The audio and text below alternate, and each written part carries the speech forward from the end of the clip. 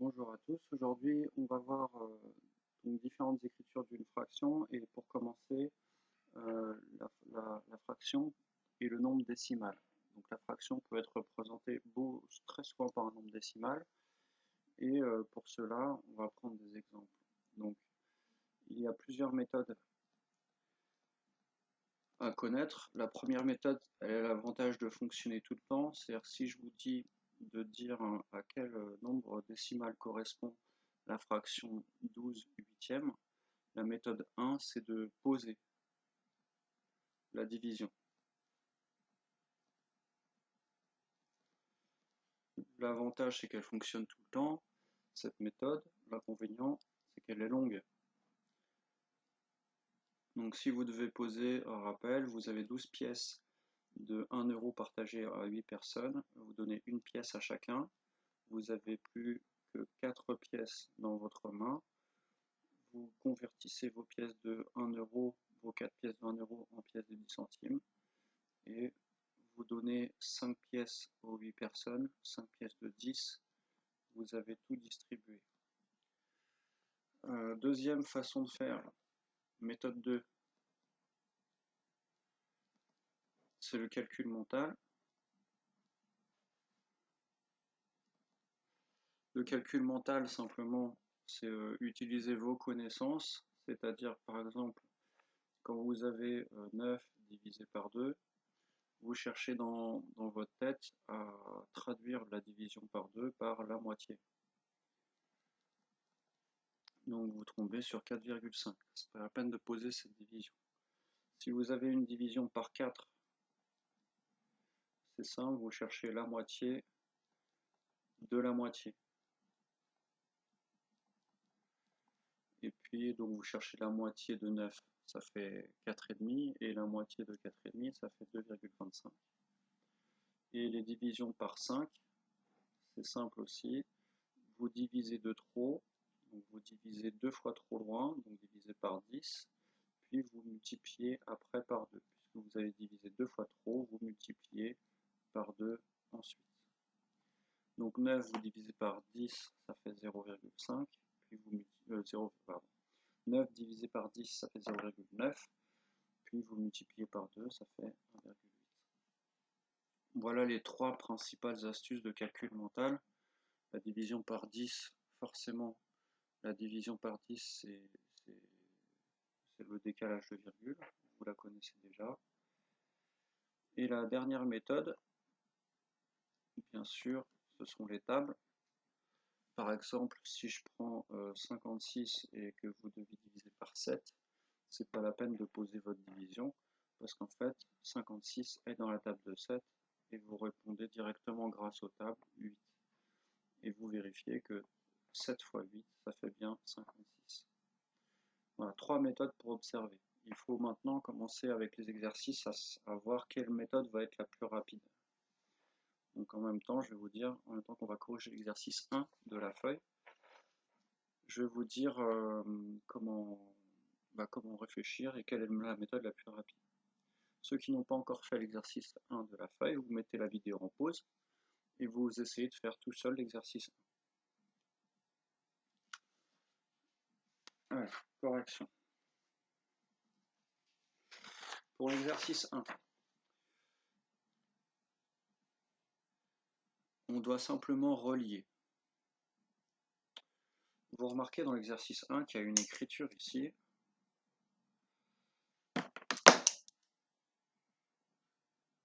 Voilà, une écriture avec des pointillés. Ça, c'est une écriture en mathématiques qui est interdite. Ce n'est pas un nombre décimal, ça. Un nombre décimal, un rappel. Pour rappeler, c'est un nombre qui se termine. Il a des nombres après la virgule, mais ça se termine toujours à un moment. Alors, une fois que c'est dit, pour trouver l'écriture décimale qui correspond à la fraction 1/2, et le calcul mental et même la culture, c'est le plus rapide. Donc 1/2, c'est 0,5. Vous devez le savoir. Pour 11 huitièmes, c'est pas facile à faire de tête, donc la meilleure méthode, c'est de la poser. J'ai 11 pièces partagées en 8 personnes. Je donne une pièce à chacune des 8 personnes. Je les ai données, je les enlève, reste 3 pièces. Je convertis en pièces de 10 centimes. J'ai 30 pièces à donner à 8 personnes de 10 centimes. Donc je donne 3 pièces à chacun. J'en ai distribué 24, reste 6. J'abaisse. Combien? J'ai 60 pièces maintenant, des pièces de 1 centime. J'en donne 7 pièces de 1 centime à chacun. Reste 4. Et à la fin, j'ai des dixièmes de centime, ça n'existe pas. Mais c'est terminé. 40 pièces données à 8 personnes, ça fait 5 pièces par personne, reste 0. Donc le nombre à relier, c'était 1,375.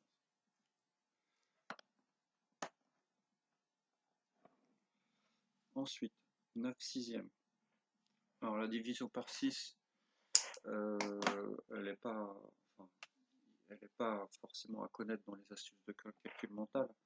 Ceux qui sont un peu doués quand même, ils observent que 9, c'est 6 fois 1,5. Donc on peut diviser, donc le résultat, ça va être 1,5. Ceux qui ont du mal à le voir, vous posez votre opération et ça marche pareil. Donc j'ai distribué 6 pièces, reste 3 pièces dans ma main, je les convertis en pièces de 10 centimes et 5, je peux donner 5 pièces à chacune des 6 personnes. J'aurais distribué ainsi mes 30 pièces, reste 0. Le résultat c'est bien 1,5 comme on l'avait calculé mentalement au départ. 3 quarts, vous devez savoir que 1 quart c'est 0,25. 3 quarts c'est donc 3 fois 0,25. 0,25 plus 0,25 plus 0,25, ça fait 0,75. 95 demi. Les moitiés.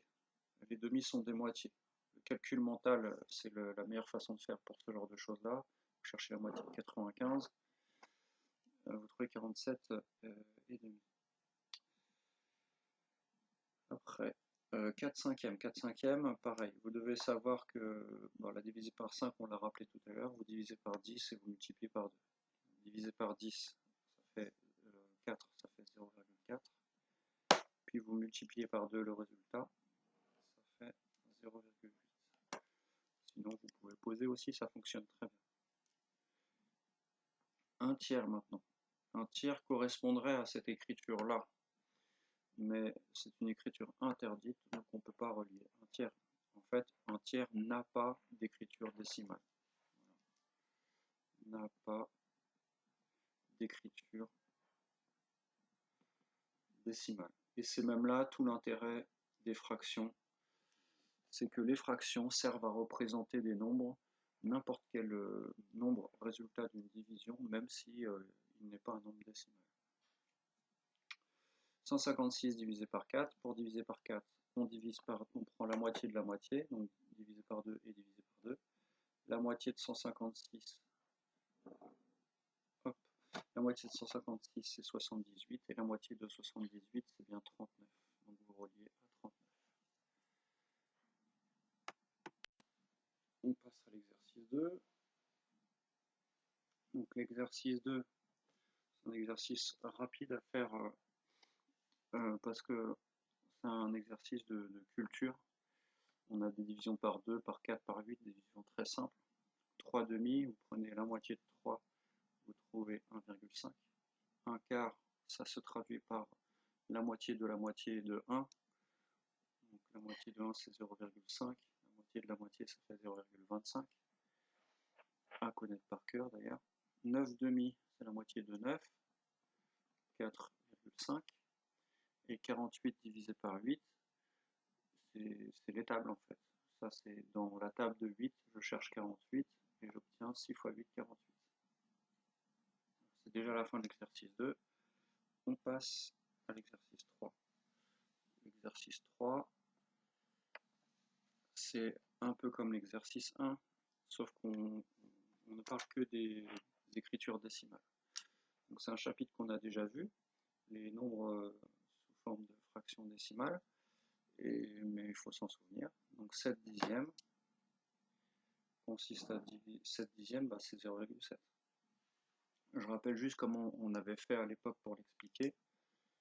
En fait, tout se passe par la traduction en français. 7 dixièmes, si je l'écris en français, c'est 7 dixièmes. Et 7 dixièmes, en écriture à virgule, ça se traduit par dans la case des unités G0, dans la case des dixièmes G7. C'est pas la peine de partir dans des explications avec des décalages de virgule. C'est juste que 7 dixièmes, c'est 7 dans la case des dixièmes. Donc c'est 0,7. Il n'y a pas de décalage de virgule pour ce genre de choses-là. 8 centièmes, c'est pareil, c'est 8 dans la case des centièmes, quand vous utilisez la numérotation sous forme d'unité, dixième, centième. Donc 8 dans la case des centièmes, c'est ça.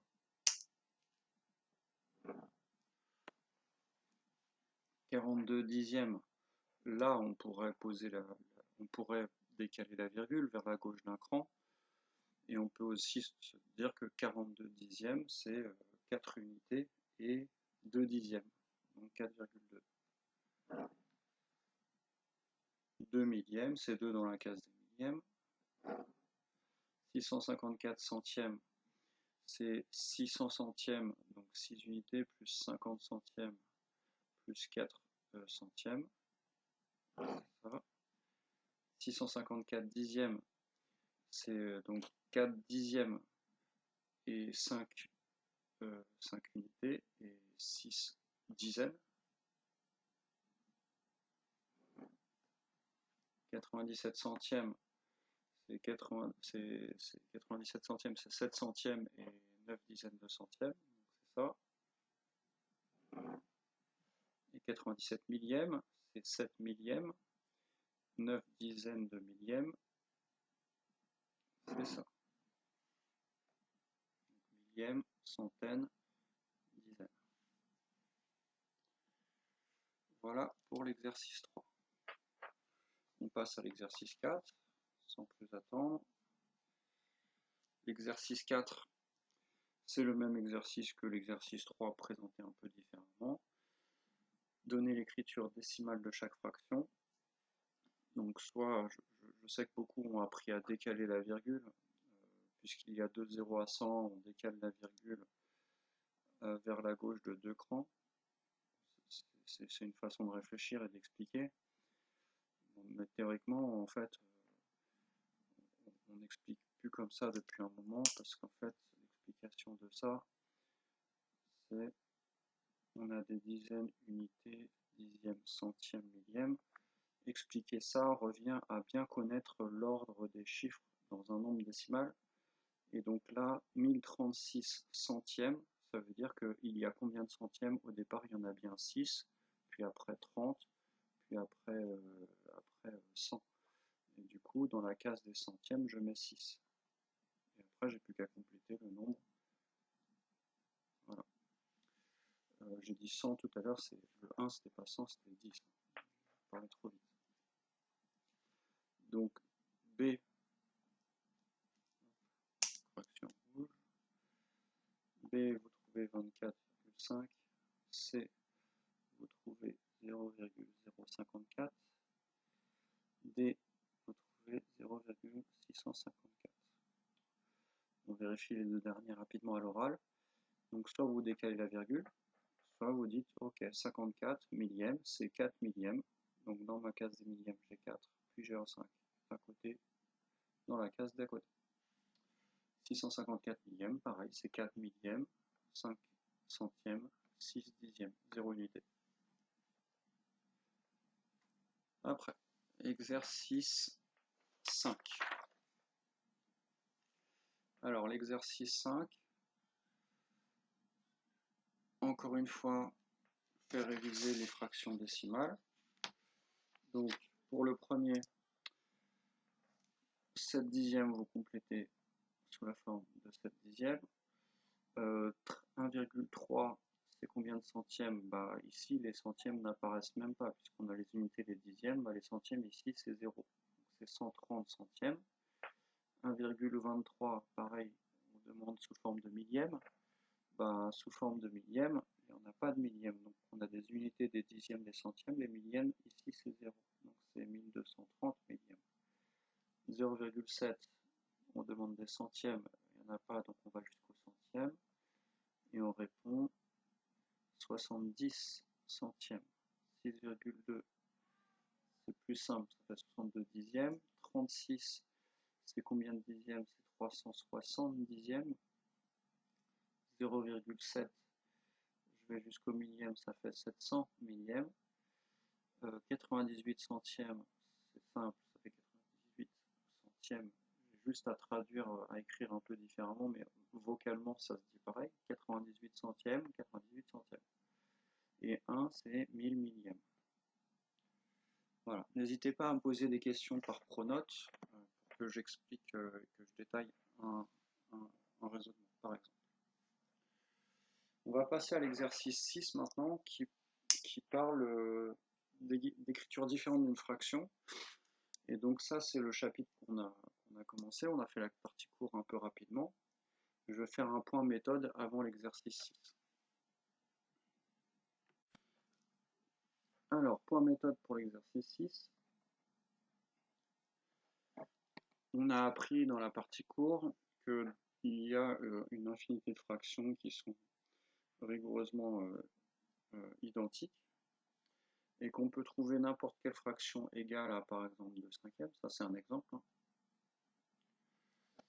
En simplement multipliant par le nombre que vous souhaitez. Par exemple, je choisis 2 et j'obtiens une fraction qui est égale. Par exemple, 4 dixièmes est une fraction égale. Je peux choisir de multiplier par autre chose. Par exemple, je peux multiplier par 5. Je multiplie vraiment exactement par ce que j'ai envie. C'est pour ça qu'il y a une infinité de fractions qui pourraient être égales à la première fraction qui est 2 cinquièmes. Donc je peux multiplier par exemple par 5. 20, et puis en bas, 10 fois 5, 50. Et ainsi de suite. Je peux multiplier par exactement ce que j'ai envie. On peut faire pareil avec la division. Donc on pourrait imaginer qu'on peut revenir en arrière en divisant par 5, puis en divisant par 2. Donc tout fonctionne de la même façon avec la division, à une seule différence près, c'est que vous n'avez pas le droit d'obtenir un nombre à virgule. Une fraction est un nombre qui n'a pas de virgule. Donc passons à l'exercice 6.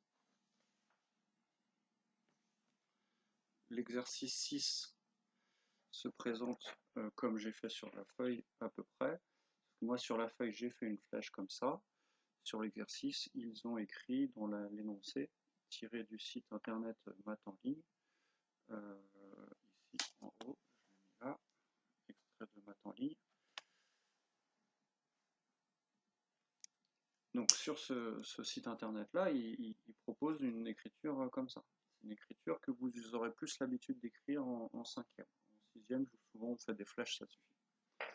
Alors, si on raisonne de la même façon que sur mon rappel de cours, je me pose la question, 3 fois combien est égal à 6? Donc je fais 3 fois 2, 3 fois 2 ça fait bien 6, et 1 fois 2 ça fait bien 2. Et c'est pareil pour chacun des calculs. 3 fois combien? 9, 3 fois 3, et 4 fois 3 ça fait bien 12. En fait, ce qui est important, il faut toujours qu'il y ait le même nombre en haut et en bas. Si ce n'est pas le même nombre, si ça vous arrive, ça veut dire que vous n'avez pas un signe égal ici. Il faudra écrire un signe différent. Pour la C, 3 fois combien? 15, 3 fois 5, 15, et 1 fois 5, 5. Pour la D, 3 fois 7, 21, et 1 fois 7, 7. Il faut bien connaître ces tables. Pour la E, 3 fois 6, 18, 4 fois 6, 24. Pour la F, 5 fois 8, 40, 2 fois 8, 16. Pour la G, 6 fois 9, 54, et 7 fois 9, 63. Je ne sais pas si vous remarquez, je commence souvent par le dénominateur, parce qu'en fait, bientôt vous allez voir qu'en fait, c'est le dénominateur qui est presque plus important que le numérateur quand on va commencer à additionner les fractions.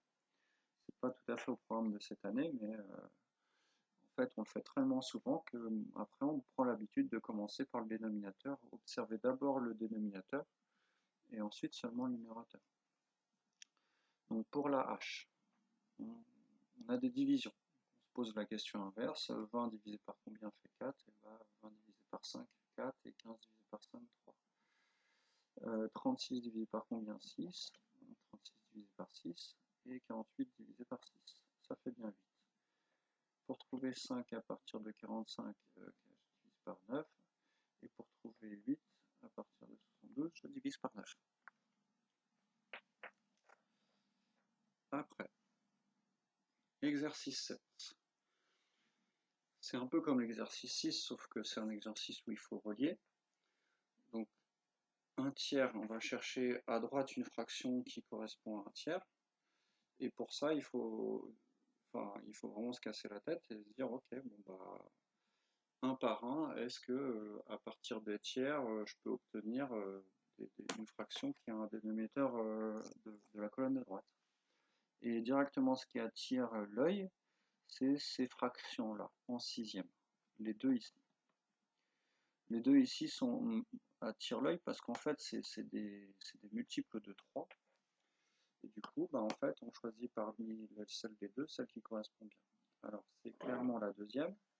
Ici, concrètement, on a multiplié par 2 le numérateur et le dénominateur. 1 fois 2, 2. 3 fois 2, 6. Deuxième fraction, 3 demi. Donc 3 demi, on se pose la question laquelle parmi celles-ci correspond bien. Alors, le problème, c'est que les demi, en fait, ici, on a des nombres pairs, donc c'est possible.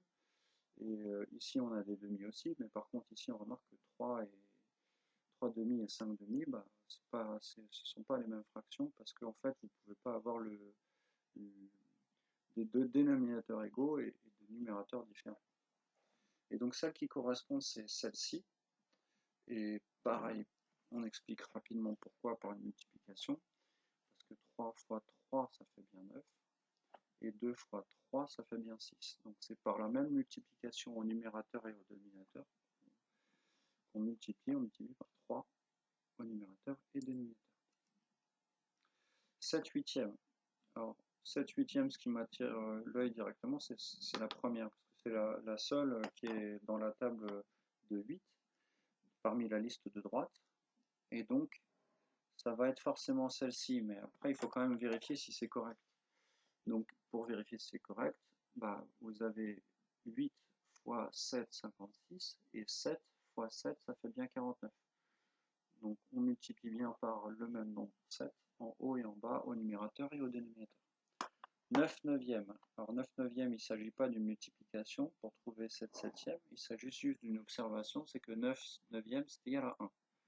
Quand vous avez le même nombre au numérateur et au dénominateur, ça fait 1. Pourquoi? C'est comme si vous aviez 9 euros divisé par 9 personnes, partagé avec 9 personnes, chacun a 1 euro. Et c'est pareil pour 7 septième, ça fait 1. Donc les deux fractions sont égales. Dernière fraction, 15 sixième et 5 demi. Bon, c'est la dernière, c'est forcément la même. Il faut quand même vérifier. Ici, vous avez une une division par 3. Pour passer de 15 à 5, vous faites 15 divisé par 3. Pour passer de 6 à 2, vous faites 6 divisé par 3. Voilà. On termine par l'exercice 8. Alors l'exercice 8 est un exercice classique de contrôle, un exercice simple mais classique. Il faut compléter donc les pointillés et observer par quel nombre on a multiplié pour passer de la première à la deuxième fraction. Donc, concrètement ici, on a multiplié par 3 pour avoir la deuxième fraction. Donc en haut, on est obligé de faire la même opération et on suit la flèche 1 fois 3, vous trouvez 3. Donc concrètement, vous devez observer les deux nombres qui sont donnés sur la même, on va dire la même ligne. Donc ici, vous ne pouvez pas regarder le dénominateur 4 puisqu'il n'y a pas son équivalent à droite.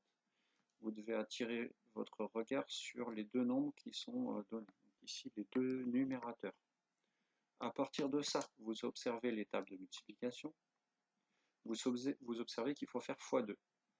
Et en bas, par conséquent, vous savez qu'il faut faire la même opération. Donc c'est x2. Rappel, vous n'avez pas le droit aux additions, soustractions, c'est que des multiplications et divisions. Donc si vous avez compris le principe, on entoure les dénominateurs, puisqu'en haut, on ne connaît pas le nombre de droite, et vous observez la table de 4. Vous trouvez 8. Pour le D, vous observez qu'il faut multiplier par 7, et donc vous trouvez 14 en multipliant par 7. Pour la E, vous observez qu'il faut diviser par 3 pour passer de gauche à droite, ou alors multiplier par 3 si vous inversez la flèche. Donc c'est la première fois qu'on voit qu'on a le droit d'inverser la flèche. Effectivement, votre flèche a le droit de se faire de gauche à droite ou de droite à gauche, tout comme le signe égal d'ailleurs. Le signe égal, ça n'indique pas un résultat comme beaucoup le pensent. Je vais expliquer ça à la fin. Le signe égal n'indique pas un résultat. Creusez-vous la tête sur cette phrase-là. Je vais vous dire ça juste après. Alors, F, donc on observe que pour trouver le nombre de gauche, on doit passer de droite à gauche en divisant par 3. Vous trouvez donc 6 en divisant par 3. Pour passer de gauche à droite, vous multipliez par 10, vous tombez sur 450. Pour passer de droite à gauche, vous multipliez par 2, 10. Pour passer de 6 à 4, c'est un petit peu plus compliqué. Et il va falloir diviser par 1,5. Alors ça se voit pas bien, c'est pas très clair, mais bon, en gros, il faut... En fait, ce genre de consigne là ne sera pas donné au contrôle, on dépasse un peu le niveau du contrôle. Au niveau du sens de l'observation, c'est un peu difficile. On peut toujours s'en sortir sans sens de l'observation et juste en posant la division, 6 divisé par 4. Et si on pose 6 divisé par 4 sur un brouillon, on trouve 1,5. Donc vous savez qu'il faut multiplier par 1,5. Et puis, du coup, vous faites 2 fois 1,5, ça fait 3. Deuxième façon de faire, vous observez qu'en fait, le numérateur ici, c'est la moitié du dénominateur. Donc là, on avance un peu dans la proportionnalité.